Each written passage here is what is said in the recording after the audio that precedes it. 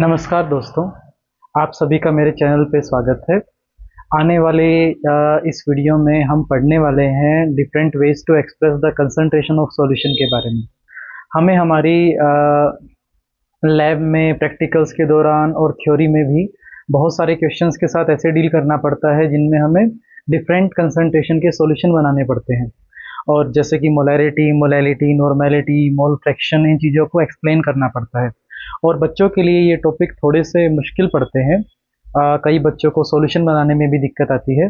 लेकिन आज की इस कुछ मिनट की वीडियो में हम सीखेंगे कि कैसे आप इन सभी टॉपिक को बिल्कुल ईजी लैंग्वेज में आसानी से समझ सकते हैं।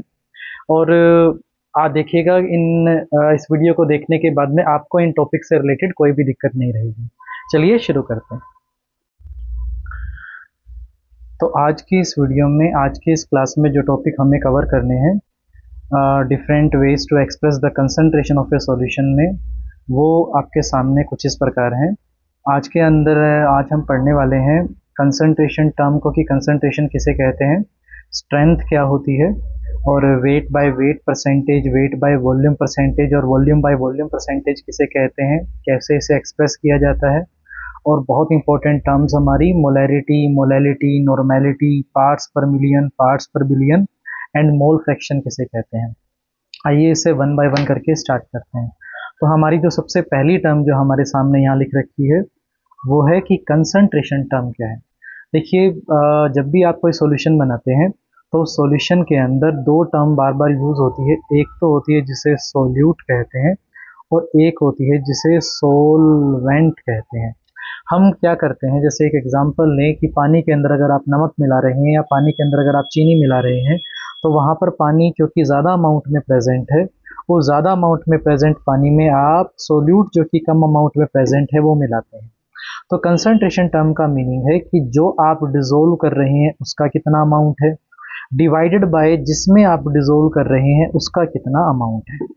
यानी जो घोला उसका अमाउंट डिवाइड बाय जिसमें घोला, जितने में घोला उसका अमाउंट।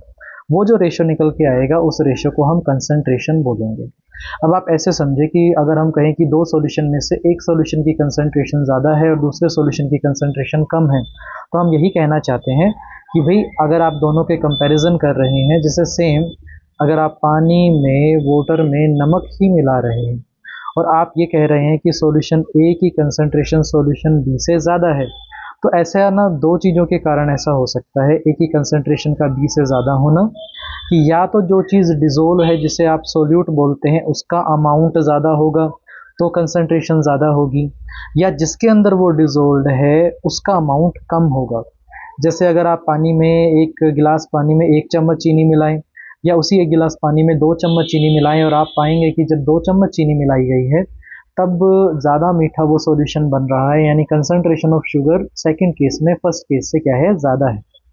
यानी कंसंट्रेशन टर्म का मेन जो मतलब होता है कि जो डिज़ोल्व किया गया है और जितने में डिज़ोल्व किया गया है उसके रेशो को हम बोलेंगे कंसंट्रेशन। और कंसंट्रेशन जो टर्म है, कंसंट्रेशन जो है वो डायरेक्टली प्रोपोर्शनल तो होती है सोल्यूट के अमाउंट के। जितना ज़्यादा सोल्यूट होगा कंसंट्रेशन भी उतनी ज़्यादा होगी, और यही कंसंट्रेशन इन्वर्सली प्रोपोर्शनल होती है सोलवेंट के अमाउंट की। यानी जितना ज़्यादा सोलवेंट होगा कंसंट्रेशन उतनी कम, जितना कम सोलवेंट होगा कंसंट्रेशन उतनी ही ज़्यादा होगी। तो उम्मीद है कि आप कंसंट्रेशन टर्म को समझ गए होंगे। बड़ा सिंपल सा एक्सप्लेनेशन है इसका। तो अगर आप इसे समझ गए तो आपके लिए नेक्स्ट टर्म को समझना और आसान हो जाता है। हमारी अगली टर्म का नाम है कि हम स्ट्रेंथ किसे कहते हैं। देखिए, जब भी कोई आप किसी भी कंसंट्रेशन का सॉल्यूशन बनाते हैं तो सॉल्यूशन बनाने के लिए एक अमाउंट ऑफ सोल्यूट को डिसोल्व करते हैं एक फिक्स अमाउंट ऑफ सॉल्वेंट में। तो स्ट्रेंथ की डेफिनेशन यहीं से निकल के आती है कि किसी भी सॉल्यूशन को बनाते वक्त कितने ग्राम सोल्यूट को ऐड किया गया है 1 लीटर ऑफ सॉल्यूशन के अंदर, 1 लीटर ऑफ सॉल्वेंट के अंदर। इन ओवरऑल जो सॉल्यूशन अगर आपको बनाना है वो कितना बनाना है, 1 लीटर बनाना है। 1 लीटर बनाने में कितने ग्राम सोल्यूट लगेगा, इसी को ही हम उसकी क्या बोलेंगे, स्ट्रेंथ बोलेंगे। आप इसे ऐसे भी समझ सकते हैं कि मान लीजिए अगर आप 100 ml पानी में 1 ग्राम सोल्ट ऐड कर देते हो, तो इस केस में अगर कोई हमसे पूछे कि इस सॉल्यूशन की स्ट्रेंथ क्या होगी, तब हम कहेंगे कि स्ट्रेंथ हमेशा निकाली जाती है 1 लीटर के अंदर। अगर आप यहाँ 100 ml बना रहे हैं जिसके अंदर आप 1 ग्राम सोल्ट डाल रहे हैं, तो आप इसी 100 ml को आपने कन्वर्ट करना है 1 लीटर में। तो 100 ml से 1 लीटर जाने में आपने इसे 10 टाइम मोर इंक्रीज करना पड़ेगा। तो जो आपने सोल्यूट ऐड किया है वो भी सेम कंसंट्रेशन का सॉल्यूशन रखने के कारण 10 गुना बढ़ जाएगा, और 1 लीटर के अंदर जो स्ट्रेंथ इसकी निकल के आएगी वो आएगी 10 ग्राम पर लीटर। ओके, यानी किसी भी सॉल्यूशन को बनाने में, और वो भी कितना बनाने में, 1 लीटर प्रिपेयर करने में कितना सोल्यूट ऐड होता है, यहाँ से हमारी निकल के आती है एक टर्म जिसे हम कहते हैं स्ट्रेंथ। ओके, नेक्स्ट चलते हैं। देखो, अगर ये आपको समझ में आ गई होगी कंसंट्रेशन और स्ट्रेंथ टर्म, नेक्स्ट जो टर्म है उन्हें हम कहते हैं परसेंटेज के वे में आप कैसे एक्सप्रेस कर सकते हैं। Weight by weight percentage, weight by volume percentage and volume by volume percentage, ये होती क्या है और इन्हें कैसे एक्सप्लेन किया जा सकता है, कैसे आसानी से समझा जा सकता है। तो देखो, हम स्टार्ट करते हैं यहाँ पे पहली टर्म से। उस पहली टर्म का नाम है वेट बाय वेट परसेंटेज। अब वेट बाय वेट परसेंटेज को एक्सप्लेन करने से पहले मैं आपके सामने एक एग्जांपल लेता हूँ कि भी हमने क्या किया, 2 ग्राम सोल्यूट को ऐड किया है और कितने में किया है, 100 ग्राम सोलवेंट में ऐड किया है। सोल्यूट का अमाउंट 2 ग्राम है, सोलवेंट का अमाउंट 100 ग्राम है। जैसे 2 ग्राम हमने नमक ले लिया, 100 ग्राम हमने पानी ले लिया, अब इन दोनों का सॉल्यूशन बना दिया। दोनों चीज़ों को हमने उनके मास ग्राम आपके जो वेट दिया है, इस वे में जब मैं इसका weight by weight percentage mention करूंगा तो ऊपर नोमिनेटर में मुझे मेंशन करना पड़ेगा कितना अमाउंट मेरे सोल्यूट का है, जो कि कितना है 2, और दोनों को मिक्स करने के बाद जो ओवरऑल वेट ऑफ सॉल्यूशन बनता है वो हो जाएगा 2 + 100 करने के बाद में 102, और इसे आप मल्टीप्लाई कर देंगे 100 के साथ, तो जो परसेंटेज निकल के आएगी उसी को ही हम वेट बाय वेट परसेंटेज कहेंगे। यानी समझने वाली बात जो हमारे लिए है वो ये है कि भाई ऊपर रखा जाएगा सोल्यूट का वेट और नीचे रखा जाएगा सॉल्यूशन का वेट और मल्टीप्लाई कर दिया जाएगा 100 से। यहाँ जो आंसर निकल के आएगा उसी को ही हम क्या बोलेंगे, वेट बाय वेट परसेंटेज बोलेंगे। इसे आप ऐसे नहीं करेंगे कि लाइक अगर आप 2 जो कि सोल्यूट है डिवाइड बाय में 100 जो कि मास ऑफ सोलवेंट है, इसे आप 100 से मल्टीप्लाई करके परसेंटेज निकाल के कहें कि ये 2% है। यहाँ पर जो वेट बाय वेट परसेंटेज है वो 2% आने वाली नहीं है। ओके, तो वेट बाय वेट परसेंटेज इसे कहते हैं। नेक्स्ट टर्म जो इसी में ही है उसे हम कहते हैं weight by volume percentage. Weight by volume percentage का मीनिंग है जिसे आप डिसोल्व कर रहे हैं उसका तो वेट लेना है। जैसे हमने 2 ग्राम सोडियम क्लोराइड लिया और जिसमें डिसोल्व करना है उसका वॉल्यूम लेना है, जैसे कि हमने 100 ml वाटर लिया। अब दोनों को डिसोल्व करने के बाद में हमें इसकी कंसंट्रेशन को एक्सप्रेस करना है in the term of weight by volume percentage. Weight by volume percentage के अंदर अब देखिएगा ऊपर आएगा कितना वेट सोल्यूट का डिसोल्व किया और नीचे आएगा वॉल्यूम, किसका वॉल्यूम, सॉल्यूशन का वॉल्यूम। तो क्वेश्चन अराइज करता है 100 ml पानी में 2 ग्राम सोडियम क्लोराइड ऐड करने पे whether the volume of the overall solution will remains the same or it will change। अब हम जानते हैं when we dissolve any substance in water and if the substance really got dissolved, the particle of solute gets in between the empty space which is present between the particles of the solvent। जो कि जो आपके solute के particles है, जो खाली space बचता है मॉलिक्यूल्स के बीच में, एटम्स के बीच में, उस खाली स्पेस में कौन चले जाते हैं, हमारे ये सोल्यूट के पार्टिकल चले जाते हैं। इससे कि ओवरऑल वॉल्यूम पे कोई भी फर्क नहीं पड़ता और वॉल्यूम हमारा सेम रहता है।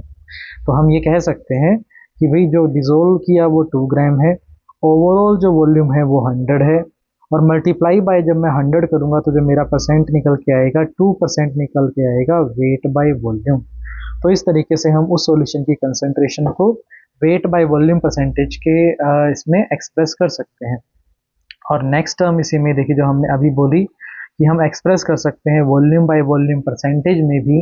इसे आप ऐसे समझ सकते हैं कि मान लीजिए आपने 2 ml एक सब्सटेंस लिया, उसको आपने डिसोल्व कर दिया 100 ml के अंदर। जैसे 2 ml आपने अल्कोहल लिया और 100 ml आपने लिया पानी का, और आप कहें कि इसका वॉल्यूम बाय वॉल्यूम परसेंटेज क्या है, क्योंकि दोनों ही टर्म हमने वॉल्यूम में एक्सप्रेस की है, तो देखिए ऊपर आएगा नोमिनेटर में वॉल्यूम ऑफ द सोल्यूट जो कम अमाउंट में प्रेजेंट है, और नीचे आएगा overall volume of the solution जो कि 2 + 100 होने वाला है। देन मल्टीप्लाई बाय 100, जो भी परसेंटेज यहाँ पर निकल के आएगी उसी को आप उसी सॉल्यूशन की वॉल्यूम बाय वॉल्यूम परसेंटेज भी कहेंगे। यानी यहाँ हमने सीखा बेसिक टर्म्स के बारे में कि कंसंट्रेशन क्या होती है, स्ट्रेंथ किसे कहते हैं, और weight by weight percentage, weight by volume percentage और वॉल्यूम बाय वॉल्यूम परसेंटेज किसे कहते हैं। अब हमारी जो सबसे इम्पोर्टेंट टर्म्स हैं जो बहुत बार आपके पेपर में पूछी जाती है, हम उन पे वन बाय वन करके आते हैं। देखिए फर्स्ट टर्म जो आपके सामने है, इस फर्स्ट टर्म को हम बोलते हैं मोलैरिटी।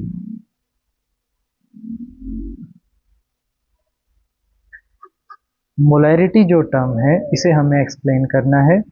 इसका जो सिंबल होता है वो कैपिटल M होता है। आप इसे ऐसे समझिए कि ये होता क्या है। मैं सिंपल वे में डिफाइन करूँ तो डेफिनेशन ऑफ मोलैरिटी आती है कि number of moles of solute, number of moles of solute dissolved in 1 litre of the solution. यानी ये एक रेशो है कि कितने number of moles of solute present है किसमें, 1 लीटर ऑफ द सॉल्यूशन के अंदर। अगर आप इस मैथमेटिकल एक्सप्रेशन को थोड़ा सा एलेबरेट करेंगे तो जो number of moles of solute होता है किसी भी सोल्यूट के लिए, वो उसका given weight divide by molar weight का रेशो होता है।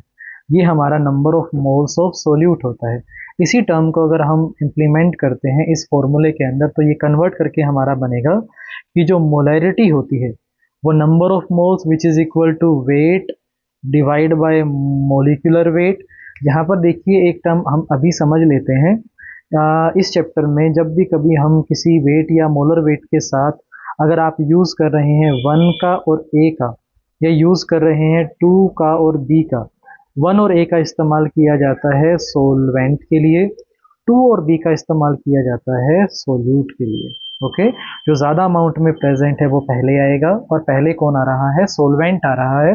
तो सोलवेंट के लिए हम यूज़ करेंगे 1 और A, वैसे ही सोल्यूट के लिए हम यूज़ करेंगे 2 और B। तो हमें यहाँ से पता लग गया कि number of moles of solute क्या होता है, वो रेशो होता है उसके गिवन वेट का एंड उसी के मोलर मास का। Then this term is multiply by 1000 and divide by volume of the solution in millilitre. This volume in millilitre divided by 1000, ये हमें देगा वॉल्यूम किसमें, लीटर के अंदर। ओके, ओवरऑल मैथमेटिकल एक्सप्रेशन जो हमारा आएगा वो आएगा मोलैरिटी का, ये weight of B divide by में molecular weight of B multiply by 1000 divide by में volume of the solution in millilitre. तो ये हमने सीखा किसके बारे में, मोलैरिटी के बारे में, कि मोलैरिटी होती क्या है।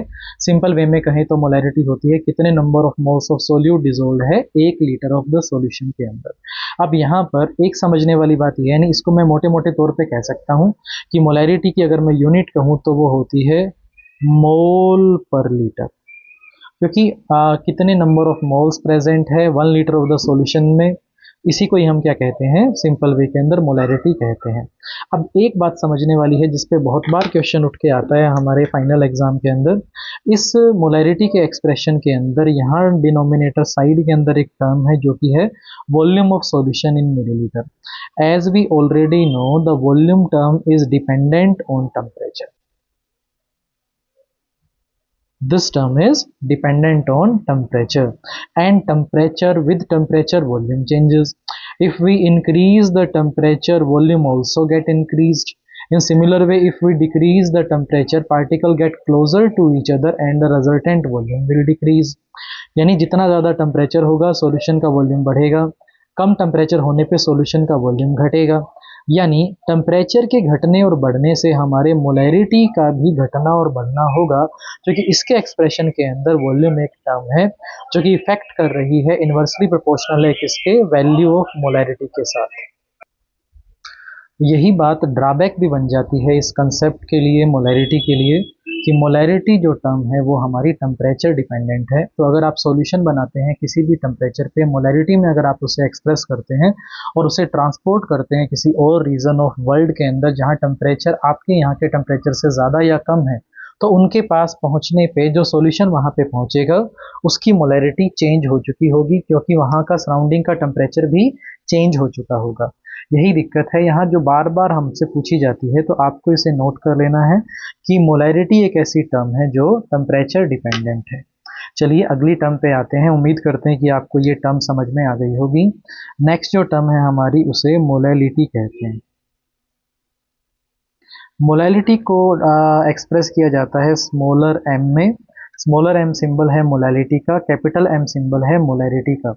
मोलैलिटी और मोलैरिटी में एक छोटा सा डिफरेंस होता है, आप इसकी डेफिनेशन में भी समझेंगे। मोलैलिटी होती है number of moles of solute divided by weight of solvent in kilogram, meaning the number of moles of solute dissolved in 1 kilogram of the solvent is called as the molarity। कितने आपके number of moles of solute dissolved है और कितने wait of solvent में dissolved है, इसका जो ratio होने वाला है उसी को हम कहने वाले हैं कि वो मोलैलिटी होती है। मैथमेटिकल एक्सप्रेशन को एक्सप्लोर करने पर हमें मिलेगा कि जो स्मॉलर एम होता है वो बराबर होता है weight of B divide by में मॉलिक्यूलर वेट ऑफ बी, और बी रिप्रेजेंट किसे कर रहा है हम पढ़ चुके हैं, बी रिप्रेजेंट कर रहा है सोल्यूट को। देन मल्टीप्लाई बाय 1000 एंड नीचे आएगा वेट ऑफ ए किसके लिए यूज होता है, हमने पढ़ लिया सोलवेंट के लिए। Weight of solvent in gram, this weight in gram divided by 1000, ये हमें किलोग्राम में वेट दे देगा, और ये weight of B divide by में मॉलिक्यूलर वेट ऑफ बी, ये हमें number of moles of solute दे देगा। अब हम क्वेश्चन पे आते हैं। बहुत इंपॉर्टेंट क्वेश्चन हमारे लिए ये है कि इस टर्म में यहाँ पर जो वैल्यू दे रखी है वो वेट दे रखी है। वेट जो टर्म है वो टेम्परेचर डिपेंडेंट नहीं होती है, टेम्परेचर इंडिपेंडेंट होती है। इस वजह से मोलैलिटी जो टर्म है आपकी रिजल्टेंट, वो टेम्परेचर इंडिपेंडेंट टर्म होती है। तो बार बार हर बार बहुत बार ये क्वेश्चन आता है कि भी इन दोनों तरीकों में से किसी भी सॉल्यूशन की कंसंट्रेशन को एक्सप्रेस करने का जो बेटर तरीका होता है वो कौन सा होता है, उस तरीके को हम बोलते हैं मोलैलिटी। और वो क्यों बोलते हैं, क्योंकि वो जो टर्म है टेम्परेचर इंडिपेंडेंट है। तो अगर कभी हमसे ये पूछा जाए कि मोलैरिटी और मोलैलिटी में better way to express the concentration of a solution कौन है, तो हमें सीधा सीधा आंसर देना है कि molality is a better way to express the concentration of a solution because this term is temperature independent, whereas molarity due to the volume of the solution which is expressed in the mathematical expression of the molarity, that term is temperature dependent। Okay तो अब अगर आप किसी को molality में express करके concentration को उसके बाद उसे ट्रांसपोर्ट करते हैं, तो चाहे आप कहीं भी उसे ट्रांसपोर्ट कर ले, उसकी मोलैलिटी चेंज होने वाली नहीं है। तो ये हमने पढ़ लिया मोलैरिटी और मोलैलिटी क्या होती है। ऐसी एक टर्म है जिसे आप नॉर्मेलिटी कहते हैं, जिसका सिंबल कैपिटल एन है। जैसे ये मोलैलिटी पढ़ी है, अगर इस मोलैलिटी की हमसे यूनिट पूछी जाए तो आप उसे क्या कहेंगे, जैसे मोलैलिटी की थी मोल पर लीटर, वैसे ये होगी मोल पर किलोग्राम, क्योंकि यहाँ पर जो वेट मेंशन कर रखा है हमने वो किलोग्राम में मेंशन कर रखा है। अब आ जाइए इस पे, नॉर्मेलिटी किसे कहते हैं। तो नॉर्मेलिटी की डेफिनेशन होती है, देखिए, the number of gram equivalent weight of solute which is dissolved in the number of gram equivalent weight of solute which is dissolved in 1 liter of the solution। okay, the number of gram equivalent weight of solute dissolved in 1 liter of the solution is called as normality। Symbol is capital N. अगर मैं इसका complete mathematical expression अगर आपको लिख के दूं तो आपके लिए बड़ी आसानी रहेगी। ये होता है, देखिए, weight of B divide by molecular weight of B divide by acidity, basicity, charge और valency multiply by 1000 divide by volume of solution in millilitre. तो इस टर्म में देखिए कई सारी चीज़ें हैं, आप इसे समझिए कि नॉर्मेलिटी में जो ये number of gram equivalent weight of solute होता है, ये रेशो होता है weight of solute divide by में equivalent weight of solute, weight divide by में इक्विवेलेंट वेट। और ये जो इक्विवेलेंट वेट ऑफ सोल्यूट होता है ये होता है molecular weight of solute divide by में एसिडिटी, बेसिसिटी, चार्ज और वैलेंसी टर्म।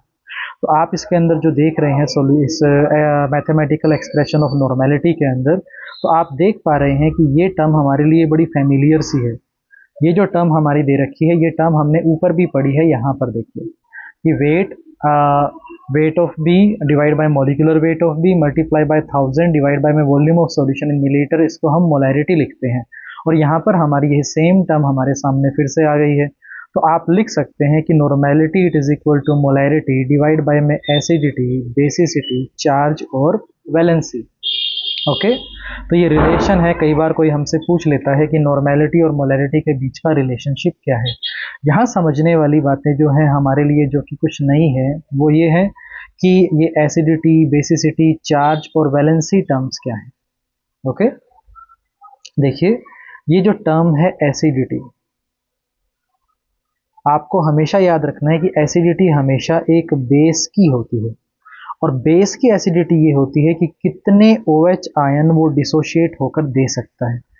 जैसे अगर आप सोडियम हाइड्रोक्साइड को पानी में डिसोल्व कर दें तो ये टूटकर सिंगल OH नेगेटिव आयन देता है, यानी ये एक ऐसा बेस है जिसकी एसिडिटी क्या है, 1 है। ये जो आपकी एसिडिटी के बाद जो नेक्स्ट टर्म है बेसिडिटी, बेसिडिटी हमेशा एसिड की होती है। और एसिड के अंदर ये होती है कितने रिप्लेसेबल H+ आयन प्रेजेंट होते हैं। जैसे HCl में और H2SO4 में डिसोशिएट होने के बाद पानी में जाके HCl में सिंगल H+ आयन हमें मिलते हैं, और जो H2SO4 है उसके अंदर 2 H+ आयन मिलते हैं। तो जो बेसिसिटी है इस HCl की वो 1 है, जबकि H2SO4 की वो बेसिसिटी कितनी है, 2 है। नेक्स्ट टर्म हमारे यहाँ पर दे रखी है चार्ज 1। देखिए जब आप ऐसे टाइट्रेशन करेंगे, जो कि जिसे हम रिडॉक्स टाइट्रेशन कहते हैं हमारे 12th क्लास के अंदर और ग्रेजुएशन के अंदर भी, तो वहाँ आप ऐसे रिएक्शन पढ़ रहे होंगे जिसमें कोई स्पीसीज आइदर ऑक्सीडाइज होगी और रिड्यूस होगी। जैसे ऑक्सीडाइजिंग एजेंट आपका KMnO4 एंड K2CR2O7 यूज़ होता है बहुत सारे केमिकल रिएक्शंस के अंदर। तो उस रिएक्शन में वो पर्टिकुलर जो भी स्पीसीज आपने यूज़ की है वो अपनी एक फिक्स ऑक्सीडेशन स्टेट से दूसरी ऑक्सीडेशन स्टेट में कन्वर्ट हो जाती है। तो कितना ऑक्सीडेशन स्टेट का चेंज आता है उसमें, ये वो चेंज होता है। ओके, और जो लास्ट टर्म है उसे हम वैलेंसी बोलते हैं। इसे आप ऐसे समझे कि कोई एक सोल्ट प्रिपेयर कर रहे हैं, आप सॉल्यूशन प्रिपेयर कर रहे हैं, उसका नॉर्मेलिटी में आप उसे मेंशन करना चाहते हैं, तो उसके लिए ना तो एसिडिटी टर्म यूज़ होगी, ना बेसिसिटी टर्म यूज़ होगी, ना चार्ज यूज़ होगा उसके केस में। उस केस में यूज़ होगा कि भी उसके अंदर सोल्ट में प्रेजेंट जो कैटायन है मेरे पास, उस कैटायन की, या कोई और इलेक्ट्रोलाइट के केस में भी अगर मैं बात कर दूं यहाँ, कि भी उस कैटायन की जो वैलेंसी है जिसे आप कंबाइनिंग कैपेसिटी कहते हैं वो क्या है। तो जैसे सोडियम क्लोराइड की जो कंबाइनिंग कैपेसिटी है वो उसके कैटायन के वैलेंसी से पता लगती है, जो कि क्या है, 1 है। ओके, तो ये टर्म हमने पढ़ी नॉर्मेलिटी। नॉर्मेलिटी में हमने पढ़ा कि भाई ये होती है number of gram equivalent weight of solute जो कि डिजोल्व होते हैं 1 लीटर ऑफ द सॉल्यूशन में, जिसका एक्सप्रेशन कुछ ऐसा होता है। यहाँ से हमने रिलेशन निकाला कि नॉर्मेलिटी और मोलैरिटी का एक रिलेशन भी होता है, बस आपको ये पता हो कि उसके केस में एसिडिटी, बेसिसिटी, चार्ज और वैलेंसी की क्या वैल्यू है। ओके, तो इस वीडियो के इस पार्ट में इसको ज़्यादा लेंथी ना करते हुए हम इतना ही पढ़ेंगे। जो रिमेनिंग पार्ट रह गया हमारा, जो कि पार्ट्स पर मिलियन है, पार्ट्स पर बिलियन है, मोल फ्रैक्शन है, उस टर्म को हम इसी वीडियो के सेकंड पार्ट में पढ़ेंगे। तो उम्मीद करते हैं कि जो भी पढ़ाया गया होगा आपको अच्छे से समझ में आया होगा। फिर भी अगर आपको कोई डाउट आता है तो आप इस वीडियो के कमेंट सेक्शन में अपना डाउट पूछ सकते हैं, मैं रिप्लाई ज़रूर करूँगा। तो मिलते हैं अगली वीडियो के अंदर। धन्यवाद।